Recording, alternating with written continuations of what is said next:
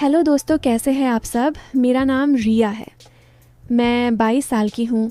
मेरी आंखें बड़ी बड़ी हैं जैसे काली किशमिश, और मेरे बाल लंबे काले जो कमर तक लहराते हैं, जो लड़कों को अपनी तरफ खींचते हैं। मेरी स्किन गोरी है, अगर कोई छू भी ले तो उस पर दाग लग जाए। मेरी गोरी स्किन मुझे और भी आकर्षक बनाती है। मैं कॉलेज में पढ़ती हूँ, लेकिन घर पर रहकर दादाजी की देखभाल करती हूँ।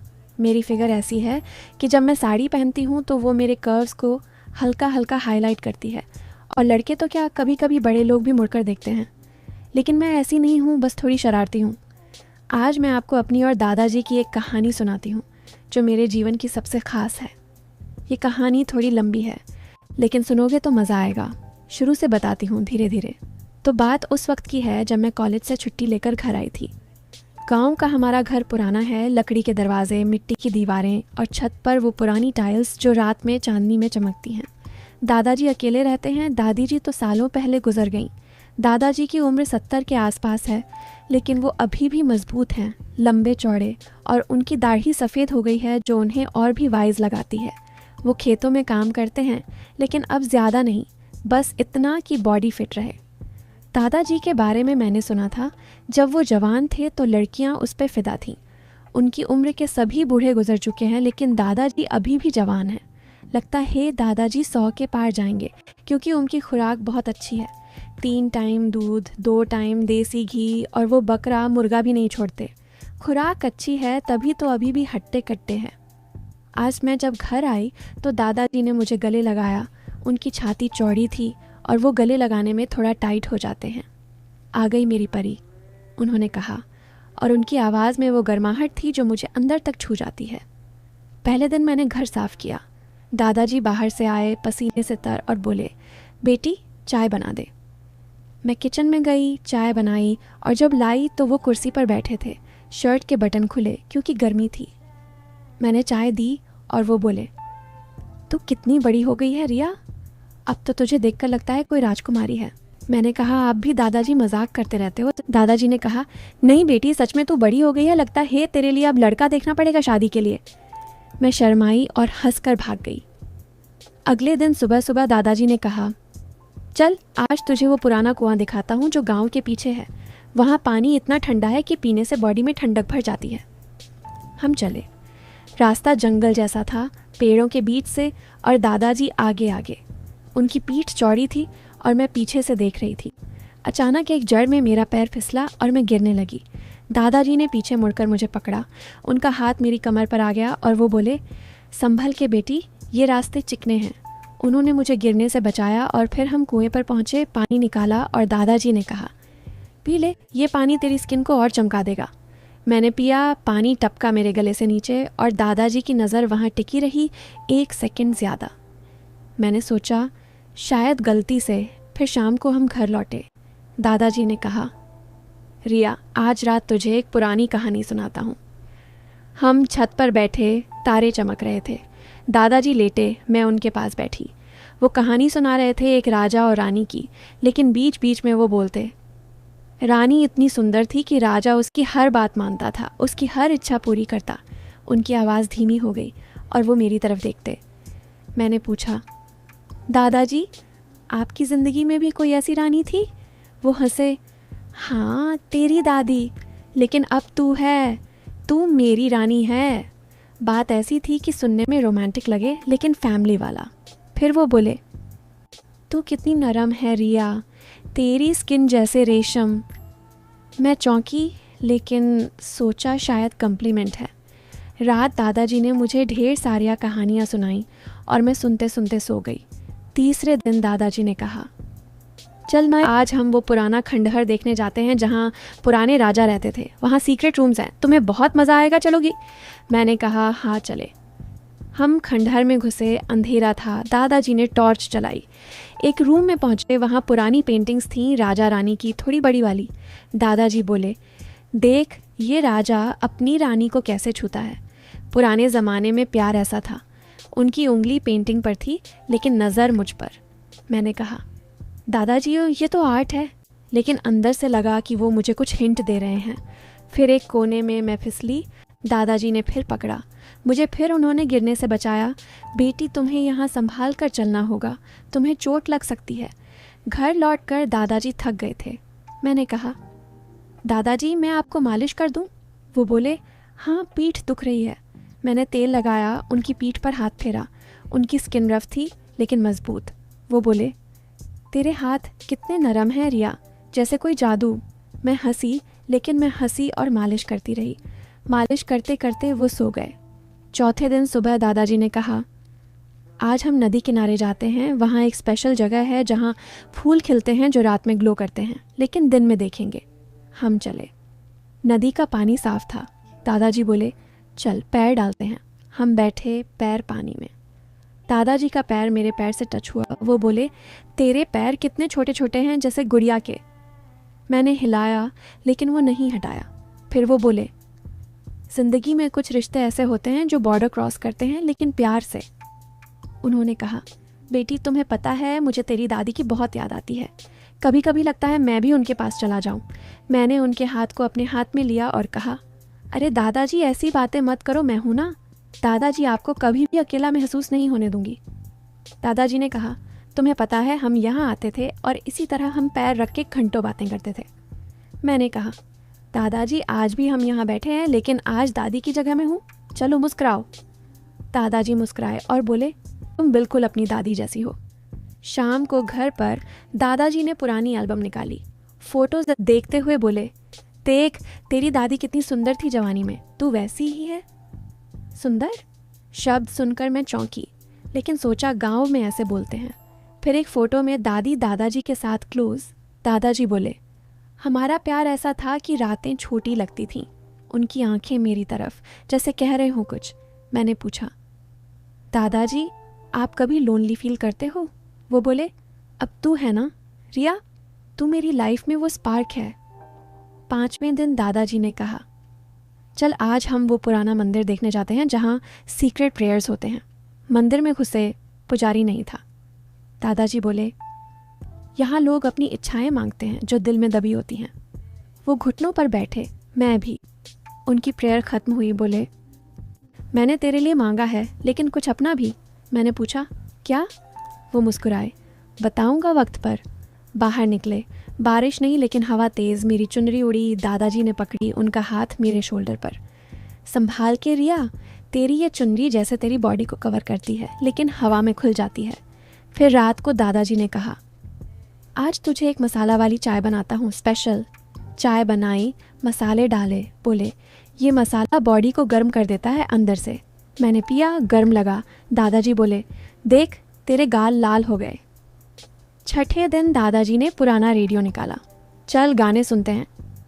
पुराने गाने लगे, रोमांटिक वाले। दादाजी बोले, तेरी दादी के साथ ऐसे डांस करते थे।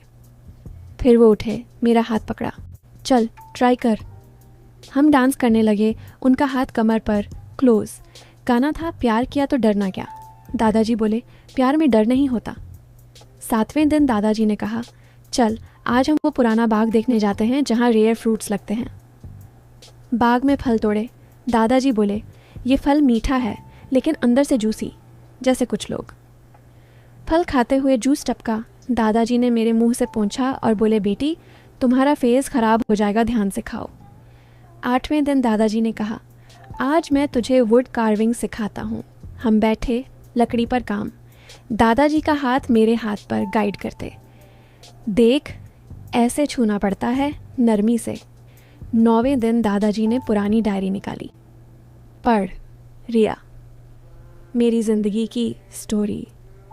डायरी में उनके यूथ के किस्से, रोमांस वाले। दादाजी बोले, तू पढ़, मैं सुनता हूँ। मैं पढ़ती, वो आंख बंद करके सुनते। कभी बोले, वो मोमेंट कितना इंटेंस था। 10वें दिन दादाजी ने कहा, रिया मैं तुझे एक सीक्रेट बताता हूँ। दिल धड़का, क्या अब कुछ होगा? वो बोले, मैंने तेरे लिए एक सरप्राइज़ प्लान किया है। हम बाहर गए, वहाँ एक नया गार्डन बनाया था दादाजी ने मेरे नाम का। ये तेरे लिए, क्योंकि तू मेरी लाइफ है। क्योंकि बेटी मैं बिल्कुल अकेला था, ना मुझे कोई सुनने वाला था ना कोई अपना। जब से तू आई है बेटी, मुझे ज़िंदगी अच्छी लगने लगी। थैंक्स बेटी, तुम आते रहा करो बेटी। फिर एक दिन दादाजी ने कहा, रिया, आज हम वो पुराना तालाब देखने जाते हैं जहाँ मछलियाँ रंग बिरंगी हैं। हम गए, तालाब पर बैठे। दादाजी बोले, देख ये मछलियाँ कैसे तैरती हैं, क्लोज टू ईच अदर। रिश्ते ऐसे होते हैं। उनकी उंगली पानी में थी। ऐसे ही दिन बीतते गए। 10वें दिन की रात थी। गांव में सन्नाटा ऐसा पसरा था कि दूर के जंगल से आने वाली आवाज़ें भी साफ सुनाई दे रही थीं, जैसे कोई अदृश्य जानवर फुसफुसा रहा हो। आसमान में बादल घने थे, चांद को पूरी तरह निगल चुके थे और सिर्फ टिमटिमाते तारे ही कुछ रोशनी दे रहे थे। दादाजी ने मुझे घर के पीछे वाले पुराने आंगन में बुलाया, जहाँ वो बरगद का पेड़ खड़ा था, जिसकी जड़ें ज़मीन में इतनी गहराई तक फैली थीं कि लगता था वो गांव के सारे राज चूस रही हैं। दादाजी के हाथ में वो पुराना लोहे का संदूक था, जंग लगा, जो देखने में ऐसा लगता था जैसे सालों से किसी कब्र में दफन था। उनकी आंखों में आज वो शरारती चमक नहीं थी, न वो प्यार भरी गर्माहट। बस एक ठंडा अजीब सा रहस्य था जो मेरी रीढ़ में सिहरन पैदा कर रहा था। रिया बेटी। उनकी आवाज़ धीमी और भारी थी, जैसे कोई सालों पुराना बोझ उतारने वाले हों। इतने दिन मैंने तुझे बहुत कुछ दिखाया, बहुत कुछ बताया, लेकिन आज जो बताऊंगा वो तेरी ज़िंदगी बदल देगा। मेरा दिल ज़ोर ज़ोर से धड़क रहा था, जो इन 10 दिनों में मेरे दिमाग को चीरता रहा था। उनकी वो बातें, वो हल्के हल्के टच, वो सब क्या था। और सबसे बड़ी बात, दादाजी 70 साल के थे, लेकिन उनकी बॉडी इतनी मजबूत, इतनी जवान लगती थी। उनकी पीठ पर मालिश करते हुए मैंने महसूस किया था जैसे कोई 40 साल का आदमी हो। गांव वाले कहते थे कि दादाजी कभी बीमार नहीं पड़ते, कभी थकते नहीं, लेकिन क्यों? और वो अकेले क्यों रहते थे? दादी की मौत के बाद उन्होंने किसी को घर में क्यों नहीं आने दिया? मेरी माँ तक को दूर रखा। कहते थे मैं खुद संभाल लूँगा। और वो बार बार मुझे अलग अलग जगहों पर क्यों ले जाते थे? वो पुराना कुआं, वो खंडहर, वो नदी किनारा, वो मंदिर, हर जगह पुरानी, सुनसान, जैसे कोई प्लान हो। क्या वो जगह सिर्फ दिखाने के लिए थी या कुछ छुपा था? दादाजी ने संदूक खोला। अंदर एक काला कपड़ा था जिसके नीचे कुछ चमक रहा था। उन्होंने कपड़ा हटाया और वहाँ था एक पुराना चमकता हुआ ताबीज़, जिसके बीच में लाल पत्थर जड़ा था, जो लालटेन की रोशनी में ऐसे चमक रहा था जैसे जीवित हो, धड़क रहा हो। ये ताबीज़, दादाजी ने फुसफुसाते हुए कहा, हमारे ख़ानदान का सबसे बड़ा राज है। पहनने वाला वो काम करता है जो कोई आम इंसान नहीं कर सकता। मैंने पूछा, क्या काम दादाजी?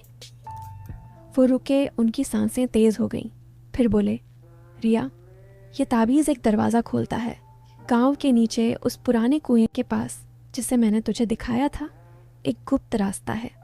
वो रास्ता ले जाता है एक ऐसी जगह जहाँ समय रुक जाता है। मेरी रीढ़ में सिहरन दौड़ गई। समय रुक जाता है? क्या ये दादाजी की जवान दिखने की वजह है? क्या उन्होंने वो ताबीज़ पहना है और वो उन्हें बूढ़ा नहीं होने देता? और वो अकेले क्यों? क्या वो गुप्त रास्ते में कुछ छुपाते हैं, कुछ अजीब डरावना? दादाजी ने ताबीज़ मेरे हाथ में रखा। वो इतना ठंडा था कि मेरे हाथ सुन्न हो गए।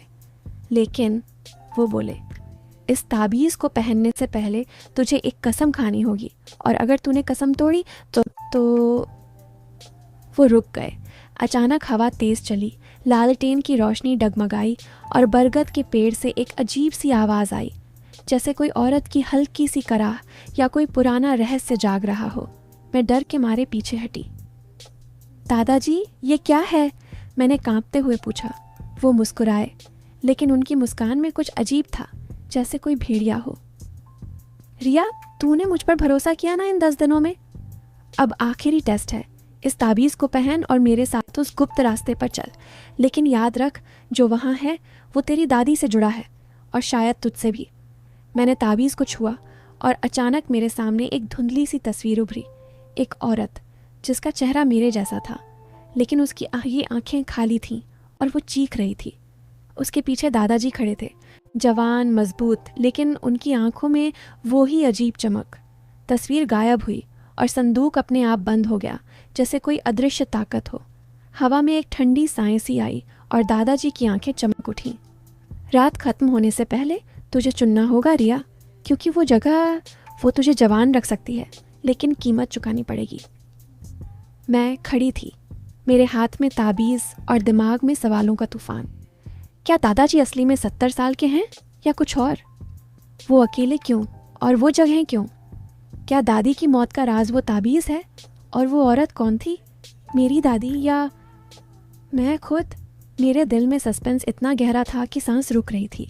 दादाजी ने मेरे कंधे पर हाथ रखा और फुसफुसाए, रिया, जो आगे होगा वो तुझे दुनिया की कोई कहानी नहीं बता सकती, लेकिन याद रख, मैंने तुझे इसलिए चुना क्योंकि तू मेरी तरह है।